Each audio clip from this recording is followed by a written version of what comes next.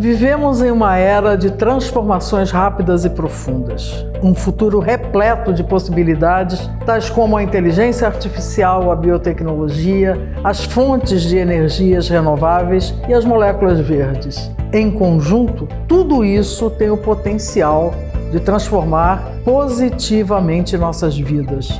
Um grupo de 100 pesquisadores conseguiu sequenciar completamente o genoma humano pela primeira vez. Pela primeira vez, os cientistas conseguiram fazer com que as células da pele ficassem 30 anos mais jovens. Cientistas já conseguem clonar espécies ameaçadas para diminuir a perda de biodiversidade e até mesmo melhorar ecossistemas inteiros. Entretanto, ainda enfrentamos desafios globais sem precedentes. A crise no clima avança provocando efeitos climáticos extremos que afetam milhões de pessoas. A desigualdade econômica e social, se não for abordada e resolvida, pode levar a tensões e conflitos. Nossos sistemas políticos e sociais são testados pela polarização e pela desinformação. Pesquisadores criam inteligência artificial para combater fake news. Será que a inteligência artificial ameaça o futuro da humanidade? Em meio à incerteza, uma coisa é certa: a maneira como respondemos aos desafios de hoje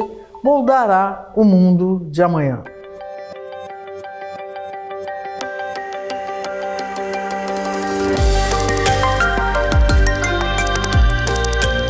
Em 2015, mais de 190 países se uniram e adotaram uma agenda global, a Agenda 2030. Os Objetivos de Desenvolvimento Sustentável, conhecidos como ODS, são um conjunto de 17 metas globais estabelecidas pela ONU para esta agenda. A criação dos ODS envolveu uma ampla consulta junto aos governos, sociedade civil, setor privado e cidadãos ao redor do mundo. Mas por que os objetivos foram criados? Primeiro, para erradicar a pobreza em todas as suas formas. A pobreza não é apenas uma questão de falta de renda, mas também de falta de acesso a serviços básicos, como saneamento, saúde e educação. Segundo, para proteger o planeta, isso inclui enfrentar a mudança climática, proteger os oceanos e as florestas, permitindo a gestão sustentável dos recursos naturais. Terceiro, para promover a prosperidade e o bem-estar para todos. Isso significa garantir que todas as pessoas tenham acesso a oportunidades econômicas e sociais sem deixar ninguém para trás. O Brasil é um dos países comprometidos com a comunidade global a trabalhar em conjunto para criar um mundo mais justo e próspero até 2030. Bill Gates escreveu em seu livro Como Evitar um Desastre Climático o seguinte parágrafo, abre aspas, para impedir o aquecimento global e evitar os piores efeitos climáticos, o ser humano precisa parar de emitir gases de efeito estufa para a atmosfera. Parece difícil e será. O mundo nunca fez nada tão ambicioso assim. Fecha aspas. Como Bill Gates, nós sabemos que a ciência é a base da estrutura que sustenta as condições de um clima adequado ao mesmo tempo que mitiga os efeitos negativos já sofridos no habitat das espécies. Para tal, há que se considerar a responsabilidade que temos de preservar o planeta a despeito do ceticismo, do medo, da indiferença de indivíduos e governos perante a necessária transição energética. E aqui insiro o ODS 13, Ação contra a Mudança Global do Clima, cujo objetivo é adotar medidas urgentes para combater as alterações climáticas e os seus impactos. Este ODS tem entre suas metas melhorar a educação, aumentar a conscientização e a capacidade humana e institucional sobre mitigação, adaptação, redução de impacto e alerta precoce da mudança do clima. Assim, para cumprir metas e atingir indicadores desta grande obra, há que se considerar aspectos econômicos, sociais, de direitos individuais e coletivos, além dos regulatórios, do agronegócio, do uso eficiente das energias e de vários ramos da engenharia sob condições adequadas de planejamento e governança. Trata-se de uma obra contínua de preservação do planeta, função do consumo crescente de energia e que demanda recursos financeiros expressivos. Por outro lado, o custo de não fazer é muito maior que o custo do investimento para construir um caminho sustentável para a humanidade. O governo brasileiro criou o Plano Clima, que reúne os estados, academias, empresas e a sociedade, tem a participação de 20 ministérios sob coordenação do Comitê Interministerial sobre Mudança do Clima, presidido pela Casa Civil da Presidência da República. No âmbito deste plano, estão definidas estratégias e implementadas ações que preparam o país para a transição energética, a industrialização verde, a construção de cidades mais sustentáveis e resilientes, como exemplos.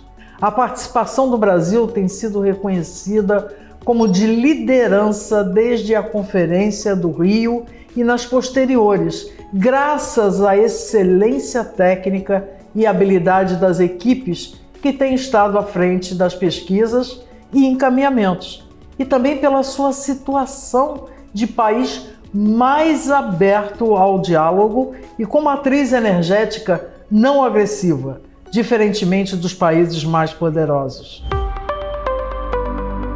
Os efeitos climáticos extremos se manifestam de formas diferenciadas, como as chuvas torrenciais em volumes inesperados, capazes de provocar grandes inundações. Fato é que em alguns estados, como São Paulo, existem os piscinões, infraestruturas de drenagem que operam com um determinado critério de segurança em relação ao nível de chuva.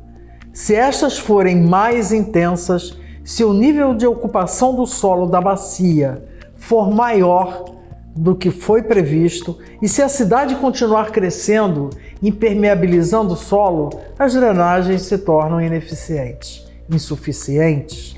Alguns passos à frente desses piscinões que acumulam águas das chuvas estão as cidades esponja ou cidades inteligentes. Cidade esponja é um conceito de cidade sensível à água, remetendo à situação na qual a mesma possui a capacidade de deter, limpar e infiltrar águas usando soluções baseadas na natureza. Esse é um relato do Observatório da ONU. O objetivo das mudanças arquitetônicas e urbanísticas que fazem uma cidade entrar para o conceito de esponja é utilizar soluções tecnológicas que as ajudem a absorver as águas de chuva, sejam em projetos de novas cidades ou nas já construídas. A ideia passa por recarregar os aquíferos e lençóis freáticos locais com essa água, bem como conduzir o excedente da chuva para áreas naturalmente possíveis de serem alagáveis ou projetadas para tal. Uma cidade esponja deve ser projetada para funcionar como uma floresta. É preciso também introduzir as tecnologias que propiciem o surgimento e manutenção da biodiversidade. Para tal, utilizam-se de pavimentação permeável. Cidades inteligentes já vêm sendo construídas na China, como a do Parque de Xinhua, e também em Nova York e em outras cidades americanas. Ademais, não se pode colocar em segundo plano que em 2100, 80% da população do mundo, em torno de 10 bilhões de pessoas, morarão em grandes cidades. É preciso remodelar as cidades atuais e projetar as futuras para suportarem as mudanças climáticas já em curso. A pegada ecológica de carbono calcula os impactos das atividades humanas no meio ambiente, considerando a quantidade de gases de efeito estufa emitido. Isto significa que quanto maior for essa pegada, mais prejudicial é a atividade em questão. Essa métrica é calculada para adotar estratégias que possam reduzir ou compensar com outras iniciativas a pegada ecológica, como ações de reflorestamento ou compra de créditos de carbono. Para calcular a pegada de um produto, por exemplo, é necessário avaliar todo o seu ciclo de vida, o que inclui cada etapa de produção, comercialização e consumo até o descarte dos resíduos gerados. A redução da pegada ecológica pode contribuir, sim, para a sustentabilidade ambiental, desde que ações individuais e coletivas sejam observadas, tais como adotar o consumo de insumos de forma responsável, investindo em boas práticas de sustentabilidade como reciclagem de resíduos, dar preferência por adquirir produtos de empresas ambientalmente corretas, bem como usar de forma racional os recursos naturais, como a água e a energia.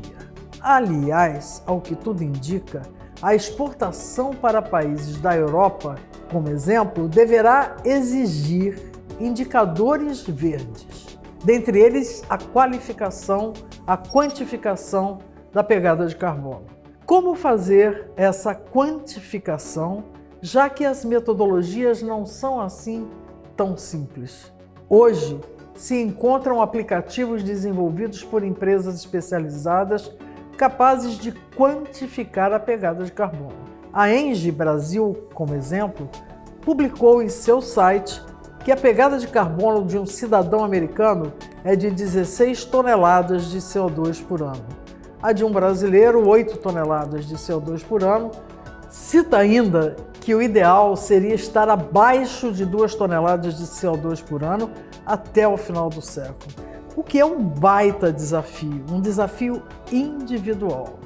Depende de cada um de nós alcançarmos esta meta até o final deste século, que acontece logo ali. E a gente não vai esperar chegar ao final do século, a gente tem que começar a trabalhar desde já, individualmente, para conseguirmos chegar até o final do século com uma pegada a mínima possível. E agora chegou a minha vez de fazer perguntas. Pergunta número 1.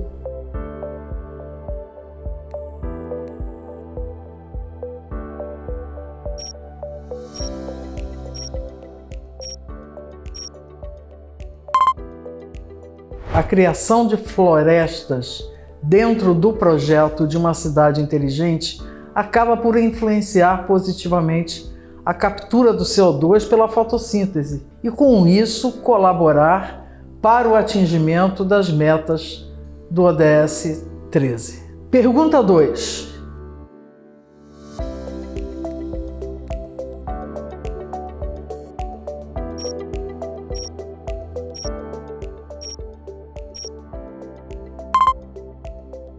A ideia é que as cidades esponja sejam capazes de recarregar os aquíferos e lençóis freáticos locais com a água das chuvas, bem como deixar o excedente de chuva escorrer para áreas apropriadas, semelhante aos piscinões, e para outras áreas possíveis de serem alagáveis sem caracterizar inundações.